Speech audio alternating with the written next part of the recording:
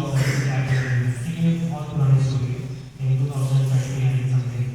तो मेरी जॉब लगी थी तो मैंने कैब ड्राइवर किया था लखनऊ जाने का, ठीक है। तो वहाँ जाने के बाद 8 months में मुझे रियलाइज हुआ कि I need to do something and I need to go back to my country.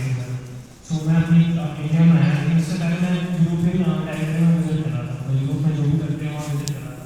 तो मैंने वहाँ देखा कि स्टैम एजुकेशन बहुत अच्छा फील्ड है और बहुत सारे बच्चे उसी से सारी चीज़ें सीख रहे थे, ठीक है।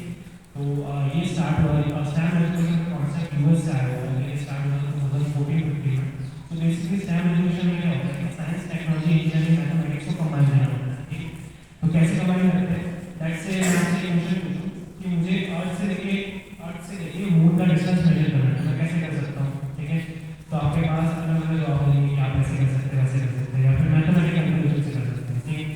लेकिन हर बार मैथमेटिक्स यूज नहीं कर सकते, ठीक है। हम फॉर्मूलाज लेके बैठ नहीं सकते कि बार बार डिस्टेंस कैसे करेंगे।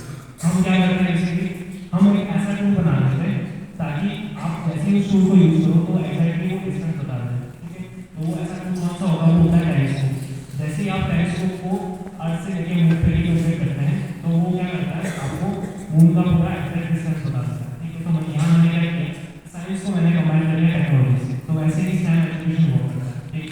तो मैं यूरोपियन कंट्रीज में घूम रहा था, तो मैंने रियलाइज कि जो छोटे छोटे बच्चे हैं वहाँ के, वो लैंग्वेज पे वर्क कर रहे हैं, रोबोटिक्स पे वर्क कर रहे हैं, AI पे वर्क कर रहे हैं। सो हमने सोचा कि यही कॉन्सेप्ट हम इंडिया में लेके आते हैं। तो जब इंडिया में आए थे तो ऑलरेडी 6 कंपनीज थी जो वर्क कर रही थी इसके साथ ही। तो हमारा कॉम्पिटिशन स्ट्रेट 6 कंपनीज के साथ था, ठीक है। सो दैट्स व्हाई हमने प्रोडक्ट डिजाइन करना स्टार्ट किया। तो आप मार्स ओवर है, जो ह्यूमनॉइड है, और ये वाइट कलर का ईवाई बॉक्स है, ये हमने डिजाइन किया था। तो बेसिकली आपने देखी हुई प्रोग्रामिंग लैंग्वेज कितनी टफ रहती है, सिंटैक्स बेस्ड प्रोग्रामिंग लैंग्वेज होती है, जो पाइथन में होती है, C++ में होती है, Go में होती है, लिनक्स में होती है, अदर लैंग्वेज में हम यूज करते हैं। लेकिन यही प्रोग्रामिंग लैंग्वेज को हम छोटे बच्चों को इंट्रोड्यूस कराना होगा, थर्ड ग्रेड के बच्चों को, फोर्थ ग्रेड के बच्चों को, फिफ्थ ग्रेड के बच्चों को। So that would be really hazardous for them, ठीक है। हमने ऐसा प्लेटफॉर्म तैयार किया है ब्लॉग्स जो छोटे बच्चों के लिए भी कंफर्टेबल है। आपने जितने भी प्रोजेक्ट देने चलते हुए हो गया, आपका क्वालिटी हो गया, ह्यूमैनिटी हो गया, छोटा सा हाउस भी हो गया, ये सारी चीज़ें ब्लॉग से बनी, ठीक है। जिन जिन बच्चों ने स्क्रैच पे वर्क कर रखा है, तो स्क्रैच से ही एडवांस वर्जन है जिससे आप रोबोटिक्स पे वर्क कर सकते हैं, ठीक है। तो ये तरीके से हम यहाँ इंडिया में लेके आए और हमने ये चीज़ें स्टार्ट की। So currently we are working in more than 15 countries. Like first हमारी जो सेकंड लैब थी, फर्स्ट लैब थी हमारी जो फ्रैंकफर्ट में थी इंटरनेशनल, तो सेकंड थी हमारी सियोल साउथ कोरिया में थी, फिर मलेशिया में थी, ताइवान में थी, टैइवान में थी, फिर अभी working on middle east like Dubai, Doha, Qatar and India में we are working very well.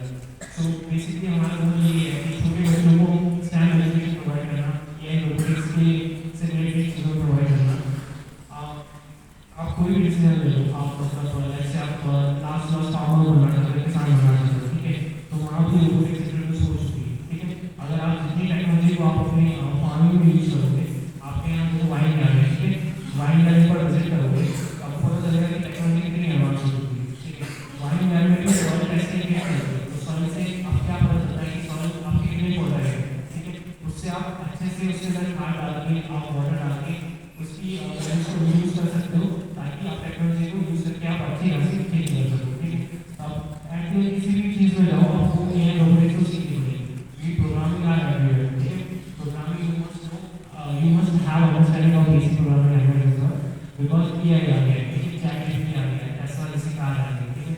अब टेस्ला जैसी कार को सबने सुनी होगी, ठीक है, आयरन मैन से सबने सुना होगा। लेकिन किसी ने सोचा कि टेस्ला कार के अंदर एक्चुअली होता क्या है कि वो ऑटोमेटिक सेल्फ ड्राइविंग कार बन जाती है, जिसके अंदर कोई ड्राइवर नहीं होता, ठीक है। पैसेंजर को एक लोकेशन से दूसरी लोकेशन पहुंचा देती है, लेकिन वहाँ कोई ड्राइवर नहीं आता, ठीक है। 3 साल पहले इंसिडेंट हुआ था टेस्ला कार के साथ कि टेस्ला कार एक जंगल से जा रही थी और सबको बताया कि टेस्ला कार के अंदर कोई ड्राइवर नहीं था, दो पैसेंजर बैक सीट पर बैठे हुए थे।